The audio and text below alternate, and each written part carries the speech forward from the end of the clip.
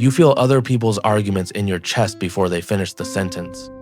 You leave parties early, not because you're antisocial, but because you've been carrying everyone's mood for 3 hours. You yawn when they yawn. And you apologize for things that happened before you walked in. This isn't anxiety. This isn't intuition. It's not you being too much. Psychology has a name for people whose nervous systems literally mirror the emotional state of everyone around them, and it's not a personality quirk. It's a measurable difference in how your brain processes other people's feelings. And if this is you, there are 4 specific signs, not vague personality traits, but specific things your body does that prove you're not broken. You're wired different, and that wiring kept your ancestors alive. Here's something that will mess with you. The reason you're exhausted after being around people isn't because you're introverted. It's because your brain is literally running 2 operating systems at once, processing everyone else's emotions on top of your own. You're not tired. Your hardware is working overtime. Psychologists call this affective empathy or empathic sensitivity. I call you an emotional resonator because that's literally what your nervous system does. It resonates. It picks up the signal from everyone around you. And unlike most people, you don't have a volume knob. Your brain has what neuroscientists call a mirror neuron system, specialized circuits that fire both when you experience something and when you watch someone else experience it. So, when the person across from you is anxious, your anterior insula lights up the same way it would if you were anxious. Not metaphorically, literally. fMRI scans show the same brain regions activate for your pain and someone else's pain. Think of it this way. Most people have emotional walls, thick glass. You have a window, not broken, designed to let signal through. And brain scans prove your brain is working overtime, lighting up in emotional regions when you pick up on cues most people miss entirely. And here's what's wild. A significant minority of people score high on this kind of deep emotional empathy, but low on the ability to step back and analyze it. They feel everything, but don't always have the mental tools to create distance. That's not a flaw. That's a specific wiring pattern. The people this applies to almost always share the same specific patterns.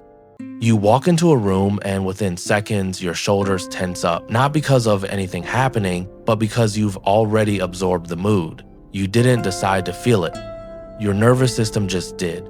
This is emotional contagion. Your brain automatically mimics the emotional states around you through facial microexpressions and posture. Most people filter this out. You don't. And that's why you walk into a tense meeting and feel like you're the one who needs to fix it.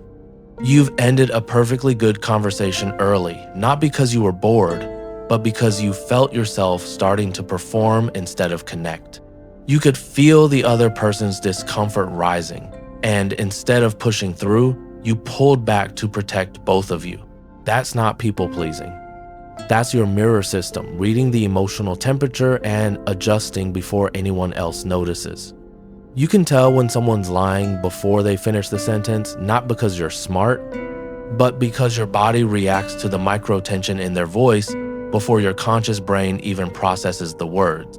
Your nervous system picks up on the mismatch between what they're saying and how they're saying it. You don't figure it out, you feel it. And most people have no idea why you just went quiet. You feel physically sick when someone you love is sick, not worried, not anxious, actually nauseous. Your stomach drops, your head aches, your body is running their illness, and you can't turn it off. You've tried. You've told yourself it's not you and it doesn't matter. Your nervous system doesn't care about logic. It just mirrors. And there are things you probably never connected to this either. You can't watch sad movies in public, not because you're emotional, but because you'd be sobbing harder than the characters. Your body doesn't know the difference between fiction and reality. You feel guilty when you're happy and someone around you is sad, like your joy is a betrayal. Not logically, physically. Your stomach drops.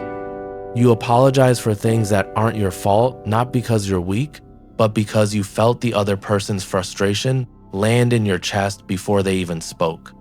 Your nervous system interpreted their anger as your failure, and nobody ever told you that wasn't normal.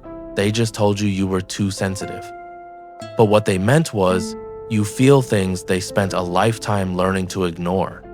Here's what nobody tells you about being an emotional resonator, and yes, that's what I call you, because that's what your nervous system literally does. It resonates with everyone around you. The reason you burn out isn't because you feel too much. It's because you were never taught the one skill that protects people like you how to put the feeling down. Your empathy isn't a weakness. It's one of the oldest survival tools your brain has. Empathy kept early humans alive by reading danger in the group, who's tense, who's lying, who's about to snap. You didn't lose that system. You kept the most sensitive version of it. Most people spend their whole lives thinking something's wrong with them for feeling this much. Nobody ever sat them down and said, what you experience has a name, it shows up in brain scans, and it's not a flaw. That's what this video is. This video just describes something you've probably never heard anyone name out loud. That's not an accident. It's because the people who understand this trait are rare, and most people go their whole lives feeling broken for this, because nobody ever gave it a name. If you just thought of someone who needs to hear this, send it to them. Not because they're broken, because they've never had anyone explain what they are. And if this hit, you'll want to see what psychology says about why emotional resonators attract narcissists. Because the connection between those two traits is almost never a coincidence. It's biology.